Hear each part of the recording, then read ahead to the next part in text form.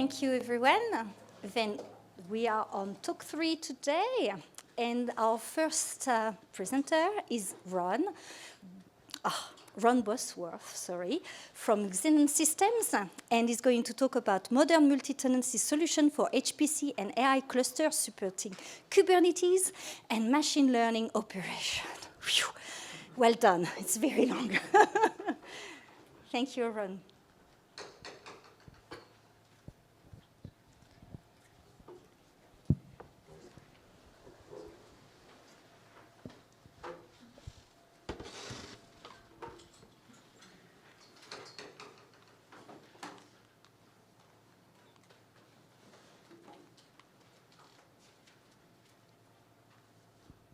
It appears the clicker does not. All right, there's a trick to the clicker.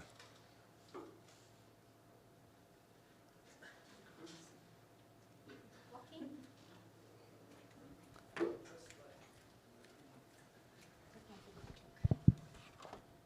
think there's a sensor over there. I'm going to need to stand at the back of the room. No, don't do that.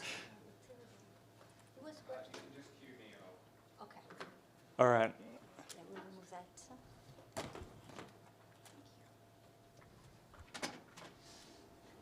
Off to a good start. Yeah, if we could just go back to the start, please. Wonderful. Hi, I'm Ron with XENON Systems. Today, I would like to talk about some of our recent experiences working with GPU cloud platform providers to deploy multi-tenancy solutions, and the decisions we've helped clients make about the options available in this space. Thank you. During this talk, we'll review what multi-tenancy means and take a look at some typical solutions. We'll review the range of options available for hard to soft multi-tenancy and the trade-offs involved as you move along the scale. I'll run through some interesting large cloud provider examples and how we've seen storage integrated into these environments. And finally, we'll cover some of the challenges and lessons learned along the way.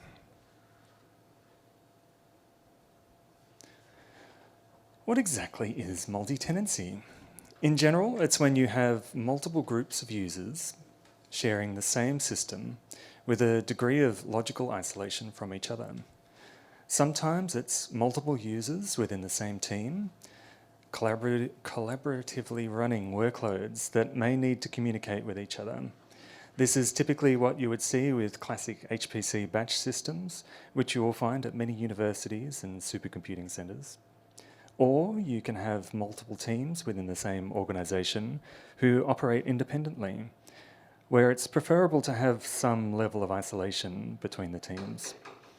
On the other hand, when you have multiple customers sharing the same system, you will want each customer to be strongly isolated from each other, which is the usual case for public-facing platforms such as cloud providers.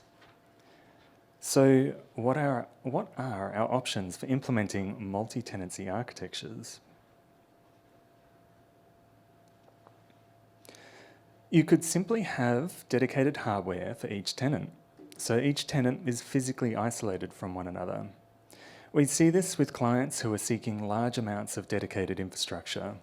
They'll work with a partner who can implement the infrastructure as a single tenant, anything from several racks or perhaps a whole data center all to themselves. On the other hand, you may have multiple clients in the same environment with dedicated compute and storage and a shared network. In that case, the system can be logically isolated on the network level. Then there's virtualisation, which enables compute to be logically isolated while still sharing the same physical hardware. Typical virtualisation platforms include those based on Linux KVM, like OpenStack, OpenNebula, and Proxmox. There's also Xen-based options with XenServer and XCP-ng. And there's also VMware and Hyper-V. In a similar way, containers can also be used to logically isolate workloads on the same hardware using container engines like Docker or Podman, scaling up to large multi-node Kubernetes clusters. So how do we decide which options are the most suitable and what are the trade-offs for each approach? There's the question of hardware, management and utilisation. Thank you. We could be looking to manage several types of compute node, different compute to RAM ratios, along with different types of GPU. How are these systems divided between tenants? How do we go about, for example, allocating a single GPU out of an 8 GPU node to a tenant, or perhaps a fraction of one GPU? There are solutions available to cater to any of these scenarios, but each comes with its own set of trade-offs. When we look to divide GPUs into fractions, we can increase utilisation by efficiently slotting jobs into available resource gaps, though this level of granularity tends to come with a high management overhead. We can consider allocating individual GPUs to a tenant, but like with fractional GPU allocations, we're sharing the same server hardware between multiple tenants. This means we need to consider how the system is managed and how, not yet, and how we can ensure fair quality of service and system security. Who's responsible for managing the operating system and security updates? If the provider is aiming to allocate entire nodes to a client, then perhaps the responsibility for node security falls to the client, which would reduce the platform provider's management overheads. It all depends on the level of abstraction and involvement the platform provider is aiming for. There's the performance impact of running virtual machines on top of bare metal, which is quite low thanks to hardware acceleration, but it's still worth considering. And for application management, perhaps the platform provider is aiming to support a full service application deployment stack. If that's so, then how are software dependencies and asset management handled?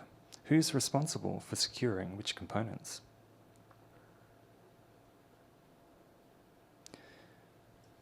When it comes to planning the type of multi-tenancy you want to implement, it can help to think of it as a spectrum from hard to soft multi-tenancy.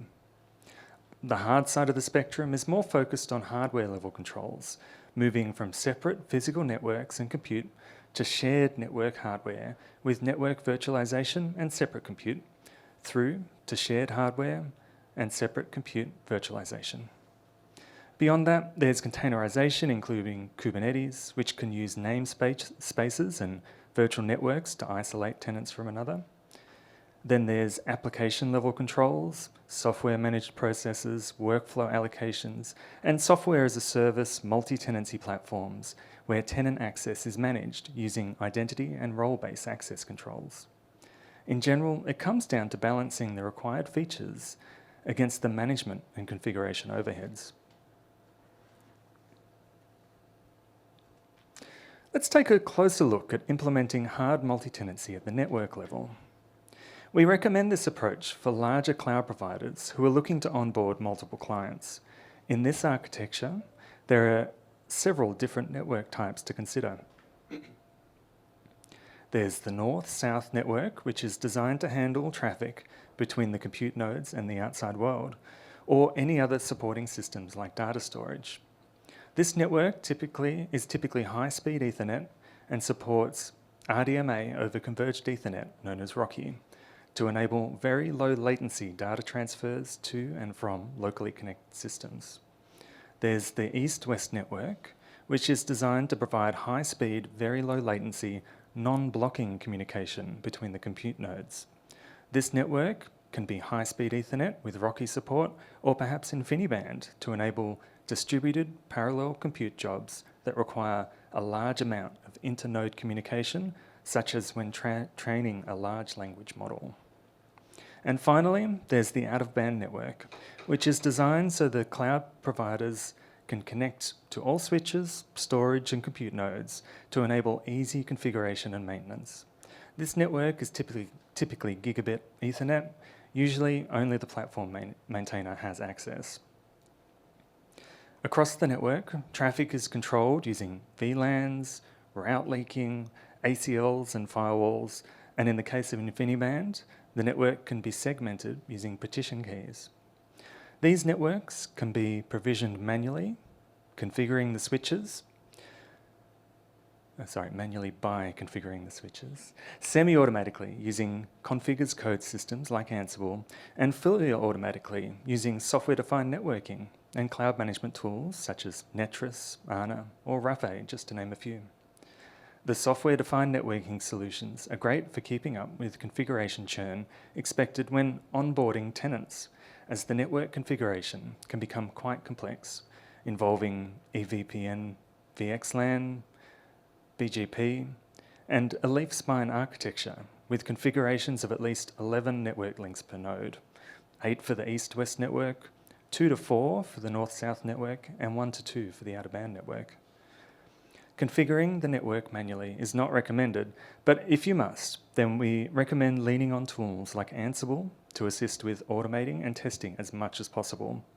Automation tools like Ansible are key to building a consistently redeployable network, which enables you to use services such as NVIDIA Air to build a digital twin of your network so you can test and verify configuration changes before they are deployed live.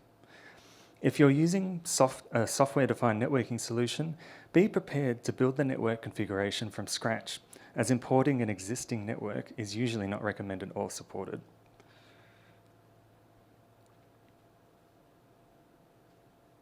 Let's take a closer look at Netris, which is a cloud provider-style network automation tool designed to work with NVIDIA's Cumulus Spectrum switches. In this diagram, we can see the north-south network above the nodes, which is also known as the TAN, or Tenant Access Network, and the east-west network below the nodes. Netris has an API to support integration with other control and monitoring systems that you would see in a typical NVIDIA AI factory deployment, such as BCM and NetQ. It also supports NVIDIA Air for simulating and testing digital twin environments.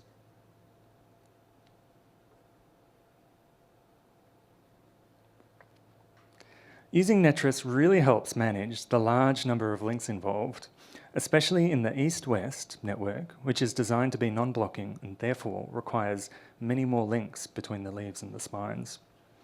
Building a non-blocking network with today's link speeds typically means each node has 8 links of 400 gigabits connected to the leaves, which requires 4 links of 800 gigabits from the leaves to the spines. As you can see with this 32-node example architecture, the number of links quickly adds up. Moving up the stack, we have Rafe. Rafe provides a service for orchestrating Kubernetes clusters. This service works well when combined with Netris for network-level tenant isolation. On top of that, you can use Rafe to configure soft tenant isolation at the Kubernetes level. Users can use the web portal for self-service deployments of machine learning pipelines and other applications like Jupyter Notebooks. The portal also keeps track of finance and billing information, along with other features that you would expect to see in a good GPU cloud platform.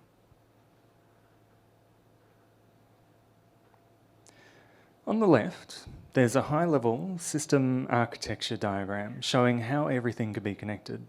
We can see some nodes are running VMs in Kubernetes, then there's bare metal deployments, and the base command manager, BCM nodes, to handle bare metal provisioning. On the right, we can see how Rafe organizes tenancies and instances, with instances grouped by workspace and workspaces grouped by organization, offering plenty of flexibility.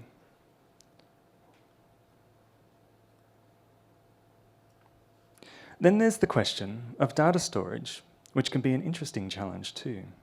In most cases, you want a large, powerful storage system with isolated namespaces per tenant.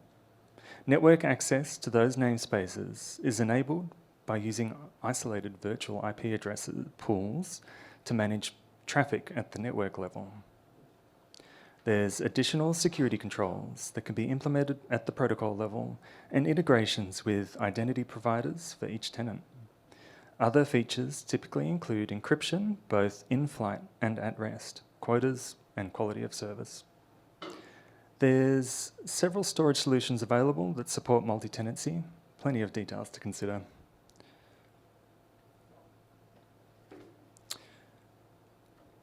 So to summarise the challenges, multi-tenancy can be difficult due to the large management overhead and system complexity of sharing network and compute infrastructure. Manual network configuration becomes unsustainable quickly. Automation can help with this, especially when onboarding tenants and validating configuration changes. Switching to a software-defined network solution will likely require a clean slate.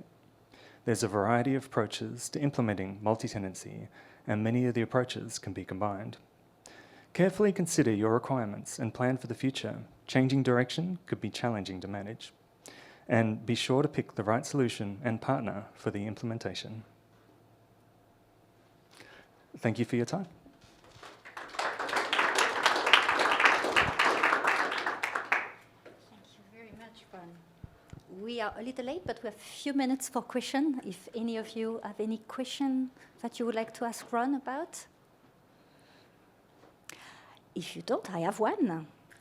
About upgrades and updates, which is always, I think, a tricky part for us.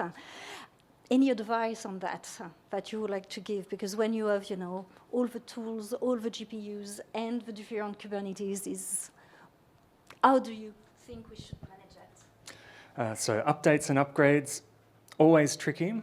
The idea is to migrate workloads where you can, organize downtime and plan for the worst where you can't. With systems like Kubernetes and virtualisation, fortunately migrating workloads is much easier these days. Automation, it helps, isn't it? Absolutely. Thank you very Thank you. much.